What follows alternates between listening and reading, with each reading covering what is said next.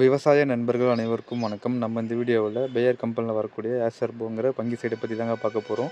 இதில் என்ன கெமிக்கல் இருக்குது, இது எந்தெந்த பயிர்களுக்கு பயன்படுத்தலாம், இது பயன்படுத்துறதால எந்தெந்த நோய்களை கட்டுப்படுத்தும், இது ஒரு ஏக்கருக்கு எவ்வளோ அளவு பயன்படுத்தலாம், இதனோட விலை என்ன அப்படிங்கிறத பற்றி விரிவாக பார்க்கலாம் வாங்க.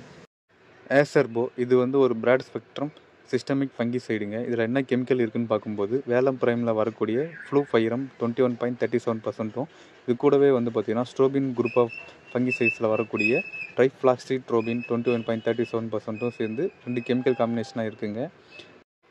அடுத்து இந்த ஏசர்போ மருந்தை எந்தெந்த பயிர்களுக்கு பயன்படுத்தலான்னு பார்க்கும்போது அனைத்து விதமான பயிர்களை நம்ம பயன்படுத்திக்கலாங்க. கம்பெனி ரெக்கமெண்டேஷன் பார்த்திங்கன்னா குறிப்பாக சில்லி, ஆனியன், பேடிக்கு டார்கெட் கிராப்பாக கொடுத்துருக்காங்க. அடுத்து இது எந்தெந்த நோய்களை கட்டுப்படுத்தும் அப்படின்னு பார்க்கும்போது மெயினாக powdery mildew, anthracnose, purple blotch, leaf and neck blast, rust, alternaria leaf spot, seed rot, seed blight, இது எல்லாத்துக்கும் எஃபெக்டிவாக கண்ட்ரோல் பண்ணுதுங்க. இந்த ஏசர்போ மருந்தோட அளவுன்னு பார்க்கும்போது 10 லிட்டர் டேங்க்கில் ஒரு டேங்குக்கு 20 ml, ஒரு ஏக்கராக்கு 200 ml வரைக்கும் பயன்படுத்தினாலே போதுமானதுங்க.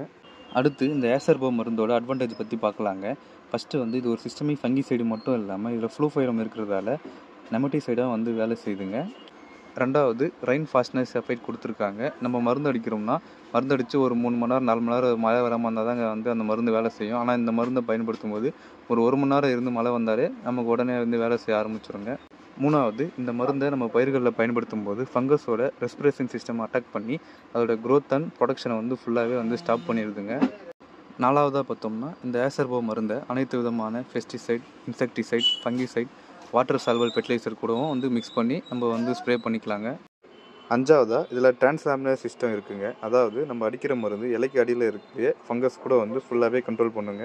இந்த ஏசர்போ மருந்தை எனக்கு ரேட்டு பிரச்சனை இல்லை, ரிசல்ட் வைஸ் நல்லா இருக்கணும் அப்படிங்கிறவங்க தாராளமாக வாங்கி பயன்படுத்தலாம். ரிசல்ட் நல்லாவே இருக்கும். இந்த ஏசர்போ மருந்து எங்கள் ஏரியாவில் 200 ml ப்ரைஸ் 1400 1500 ரேஞ்சில் இருக்குங்க.